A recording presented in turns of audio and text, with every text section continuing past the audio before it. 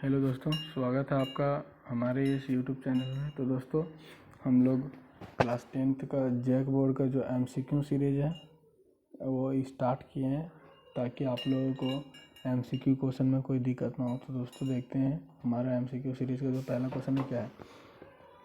तो दांत का इनेमल किससे बना होता है? तो दोस्तों दांत का इनेमल कैल्शियम कार्बोनेट से बना होता है।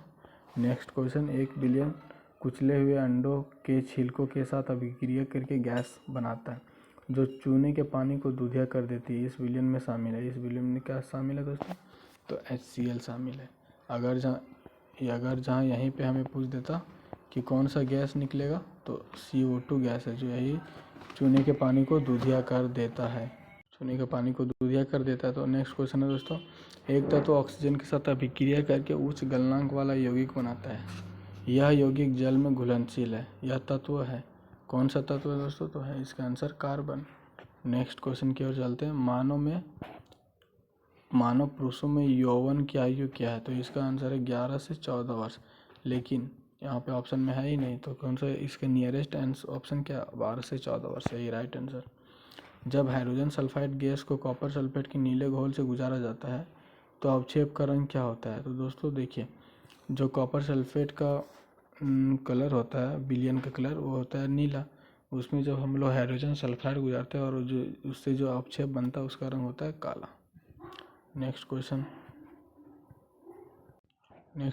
है, निम्नलिखित में कौन सा भौतिक परिवर्तन नहीं है? तो कौन सा भौतिक परिवर्तन नहीं है? आशुद्ध जल का उबालना भौतिक परिवर्तन है। चीनी का कॉर्मेलाइजेशन, ये रासायनिक परिवर्तन है। चीनी का कॉर्मेलाइजेशन का मतलब होता है कि जब हम लोग चीनी को एक अच्छे ताप में उसको गर्म करते तो उसका स्वाद में कुछ परिवर्तन आता है, उसी को चीनी का कॉर्मेलाइजेशन कहते हैं। तो ये रासायनिक परिवर्तन है, इसका आंसर बी हो जाएगा। नेक्स्ट क्वेश्चन, फूल का मादा प्रजनन भाग कौन सा होता है? तो फूल का मादा प्रजनन भाग कौन सा होता है? तो इसका आंसर ये हो जाएगा, वर्तिकाग्र अंडाशय वर्तिका।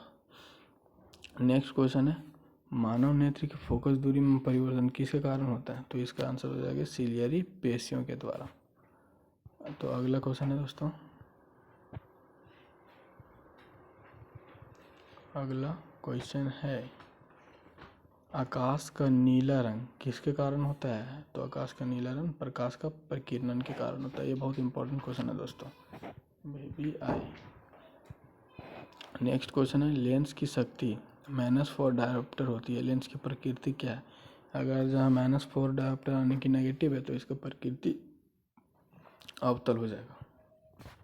नेक्स्ट क्वेश्चन है, मटर में एक शुद्ध लंबे पौधे को एक शुद्ध छोटे पौधे के साथ संकरनित किया जाता है। F2 पीढ़ी में शुद्ध लंबे पौधे और शुद्ध छोटे पौधों का अनुपात क्या होगा? तो इसका आंसर हो जाएगा 1:1। इसका आंसर 1:1। नेक्स्ट क्वेश्चन है, एक वस्तु के सामने 20 सेंटीमीटर की दूरी पर रखी गई है। एक वस्तु अवतल दर्पण के सामने 20 सेंटीमीटर की दूरी पर रखी गई है जिसकी फोकस दूरी भी दिया हुआ 25 सेंटीमीटर। वस्तु का आवर्धन क्या होगा? तो दोस्तों यहीं पे देखते हैं। पहले हम लोग को देख के लग रहा है कि ये जो फोकस दूरी 25 सेंटीमीटर और उससे नज़दीक में फोकस दूरी के नज़दीक यहाँ फोकस दूरी है, तो इसके कहीं इधर रखा गया है वस्तु। तो इसका चित्र तो हमेशा आभासी बनेगा और सीधा बनेगा। एक बात तो हमें कंफर्म हो चुका है कि आभासी और सीधा रहेगा, लेकिन अब इससे मैग्नीफिकेशन निकालना नहीं, क्या आवर्धन, तो फॉर्मूला दर्पण सूत्र लगाना होगा। U हमें दिया हुआ है U -20 cm यानी कि सेंटीमीटर, और F दिया हुआ है -25 सेंटीमीटर। माइनस क्यों लिए? क्योंकि ये अवतल दर्पण है। दर्पण सूत्र लगाते हैं तो 1/F = 1/V plus 1/U।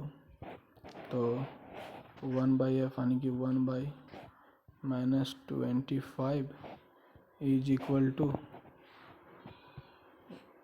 1/V plus 1/-20। उसके बाद देखते हैं इसको, 1/-25 = 1/V - 1/20। अब आगे बनाते हैं। यहाँ पे लिख सकते हैं हम लोग -1/25 माइनस जो उधर था माइनस यहाँ हो जाएगा plus 1/20 is equal to 1/v। LCM लेंगे तो हो जाएगा 100 -4 + 5 इज इक्वल टू 1/v, यानी कि 1/100 इज इक्वल टू 1/v।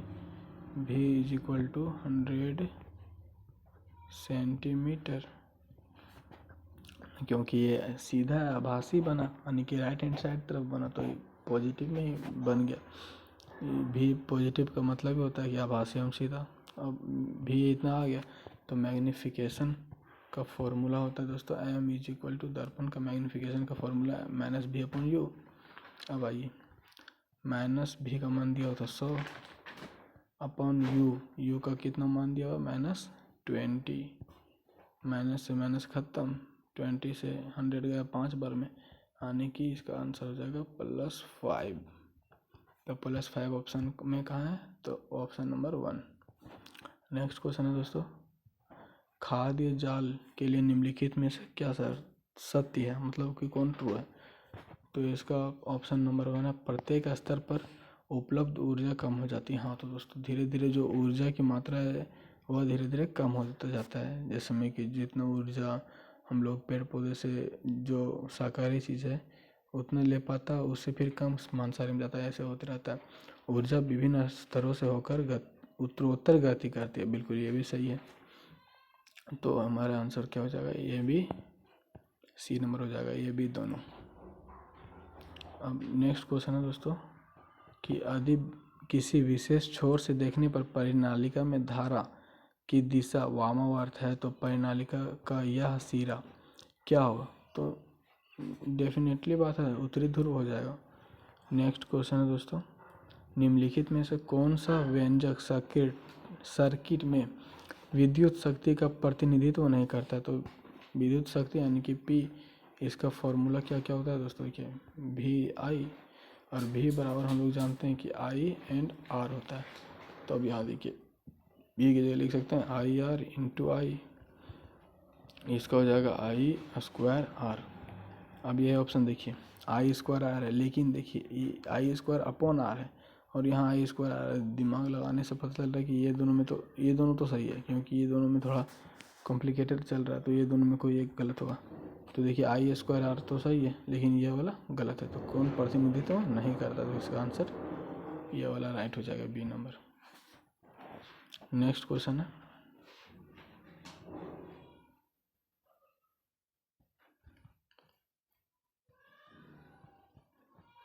जलीय द्रव और लेंस के बीच का जो काला उद्घाटन भाग है वो क्या कहलाता है, तो क्या कहलाता है दोस्तों, प्यूपिल, यानी कि पुतली कहलाता है। नेक्स्ट क्वेश्चन है, निम्नलिखित में से कौन सी गैस वसा और तेलयुक्त खाद्य पदार्थों को लंबे समय तक संग्रहित करने के लिए उपयोग किया जाता है, तो नाइट्रोजन का, क्योंकि ऑक्सीजन जो है वसा और तेलयुक्त पदार्थों को ऑक्सीडाइज कर देता है तो खराब हो जाता है, इसलिए नाइट्रोजन इसका आंसर सही हो जाएगा। विद्युत जनरेटर परिवर्तित करता है दोस्तों, देखिए जनरेटर का मतलब होता है जनरेट करना, तो क्या जनरेट करेगा, यहाँ पे तो क्या बोलते हैं ऊष्मा तो जनरेट करेगा नहीं, तो ऑप्शन नंबर बी ऐसे ही गलत हो गया। और विद्युत ऊर्जा जनरेट करेगा, आंतरिक ऊर्जा भी नहीं करेगा, रासायनिक ऊर्जा भी नहीं, यानी कि आंतरिक ऊर्जा को क्या करेगा, आंतरिक ऊर्जा को जो है ये विद्युत ऊर्जा में कन्वर्ट करेगा, इसका आंसर डी हो जाएगा। नेक्स्ट क्वेश्चन है, सामान्य दृष्टि वाले एक युवा वयस्क के लिए स्पष्ट दृष्टि की न्यूनतम दूरी कितनी है, तो 25 सेंटीमीटर। मीटर भी दिया और इसलिए ध्यान से 25 सेंटीमीटर इसका राइट आंसर। मानव आंख किसी वस्तु का प्रतिबिंब कहाँ पे बनाता है, तो रेटिना पे बनाता है। नेक्स्ट क्वेश्चन है, निम्नलिखित में से कौन सा उत्पादक का उदाहरण है, उत्पादक वही प्रोड्यूसर जो फर्स्ट क्या बोलते हैं उसको, फूड साइकिल होता है ना दोस्तों, फूड साइकिल, उसका जो पहला स्टेप होता है वो घास होता है, या तो कोई पेड़ पौधा जिसको शाकाहारी जीव खाते हैं, तो पहला जो स्टेप है घास हो या तो कोई पेड़ पौधे, उसी को कहते हैं हम लोग उत्पादक या प्रोड्यूसर, यानी कि घास इसका राइट आंसर हो जाएगा। क्वेश्चन नंबर 22 है, पौधों से परिपक्व पत्तियों और फल का गिरना किसके कारण होता है, तो इसका आंसर हो जाएगा एब्सिसिक अम्ल के कारण। शरीर का वह भाग जो तंत्रिका तंत्र से भेजे गए निर्देशों पर प्रतिक्रिया करता है। प्रतिक्रिया यानी कि मतलब प्रभावक, इफेक्टर इसको इंग्लिश में कहते हैं। नेक्स्ट क्वेश्चन है, कौन सा रेफ्रिजरेंट ओजोन परत के क्षरण के लिए जिम्मेदार है? तो इसका क्या हो जाएगा? CFC यानी कि क्लोरोफ्लोरोकार्बन। नेक्स्ट क्वेश्चन है, निम्नलिखित में से कौन जल के साथ अधिक अभिक्रियाशील है? तो सबसे ज़्यादा कौन है? सोडियम। सोडियम के बाद पोटेशियम।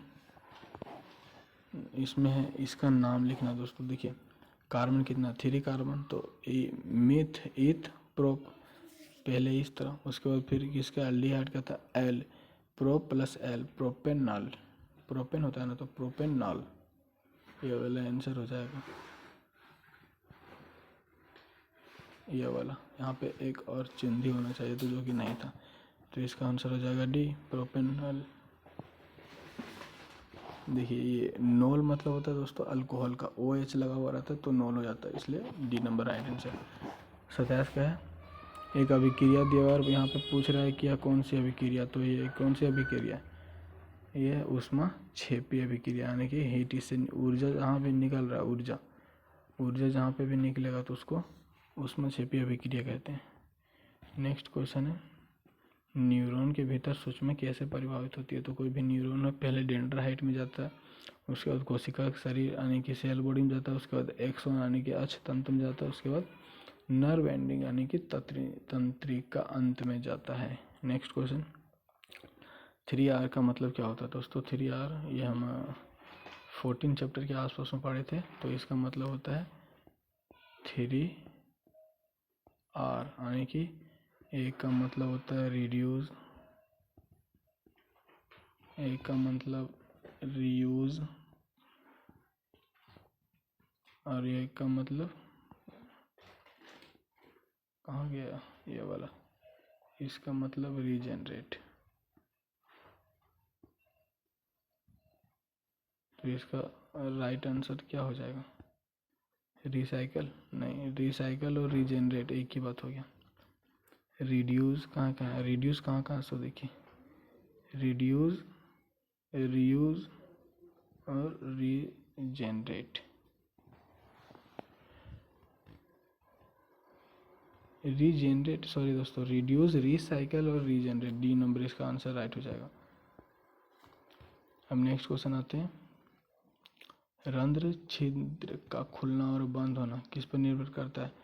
तो जो को स्टोमेटा में कुछ उसमें जल होते हैं दोस्तों, जल उसी में निर्भर करता है। तो आज के लिए इतना ही दोस्तों, धन्यवाद। आगे इस प्रकार से और वीडियो देखने के लिए हमारे चैनल को सब्सक्राइब करें। Thank you.